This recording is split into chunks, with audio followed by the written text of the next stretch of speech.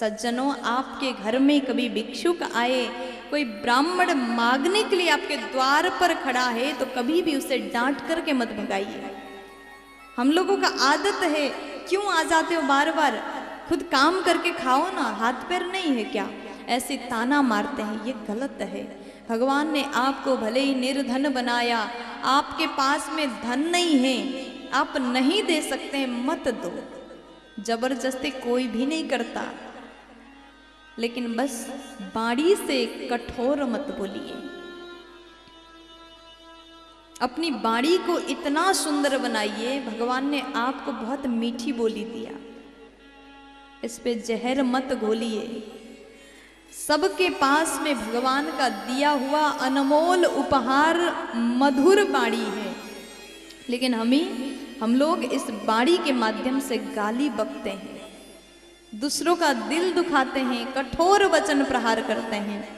कुछ लोगों का तो शब्द ऐसा होता है जो किसी को तीर की तरह चुभता है। ऐसी बाड़ी किस काम की।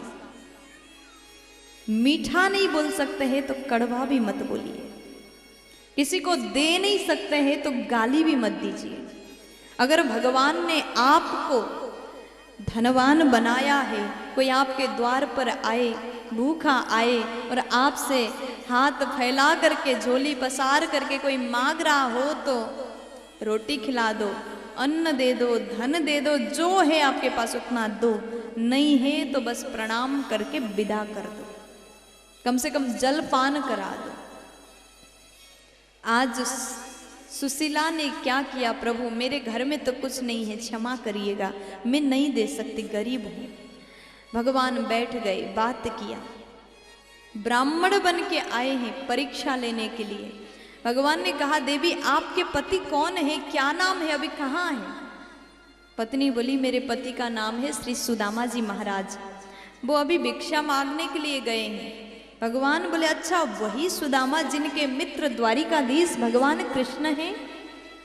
सुशीला कहती है, ये तो मुझे नहीं पता। भगवान बोले, जब आपके पति आएंगे तो पूछ लीजिएगा। सुशीला बोली, ठीक है, पूछती हूँ।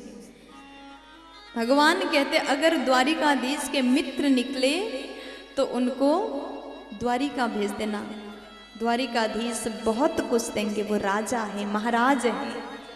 सुशीला देवी कहते, ठीक है, मैं उनको जरूर भेजूंगी, पूछूंगी पहले। भगवान इतना कह करके चले गए। शाम के समय रात्रि में सुदामा जी आए। सुदामा जी अत्यंत थके हारे घर आए, बैठ गए।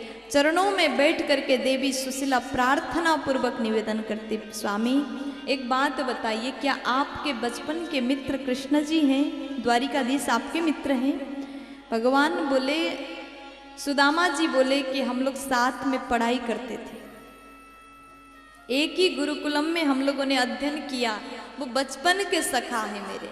सुशीला बोली, प्रभु आपने इतनी बड़ी बात अभी तक मुझे नहीं बताया। उसके बाद में देवी सुशीला ने जैसे पूछा, सुदामा जी बोले कि देवी कभी ये बात आया ही नहीं, प्रसंग नहीं आया, इसलिए हमने बताना उचित नहीं समझा। तो सुशीला बोली कि स्वामी अगर आपके मित्र द्वारिकाधीश हैं, वो महल के राजा हैं, द्वारिका के महाराज हैं, और हम लोगों को देखिए कितने गरीबी में जीवन यापन कर रहे हैं, आप एक बार जाते क्यों नहीं? हो सकता अगर आप जाएंगे तो भगवान बहुत कुछ दे दे। सुशीला ने जैसे इतना कहा, सुदामा जी कहते, मैं मेरे प्रभु के पास में मेरे मित्र के घर में जाऊं और कुछ मांगने की भाव को लेकर के जाऊं, ऐसा कभी नहीं हो सकता, मैं कभी जाऊंगा ही नहीं इस भाव से। आज देवी सुशीला बोली, आप एक बार जाइए। सुदामा जी बोले, मांगने के लिए कभी नहीं जाऊंगा। देखो, अगर आप किसी के घर में इस भाव से जाओगे, मित्र के घर में इस भाव से जाओगे, मैं जाऊंगा तो वो बहुत दे देगा, तो ये तो स्वार्थ वाला प्रेम हुआ। जिस प्रेम में स्वार्थ नहीं होता वो कभी चाह नहीं रखता। सुदामा के भीतर जरा सा भी स्वार्थ नहीं है। उन्होंने कहा, कभी नहीं मिलूंगा, अगर इस भाव से जाना होगा तो।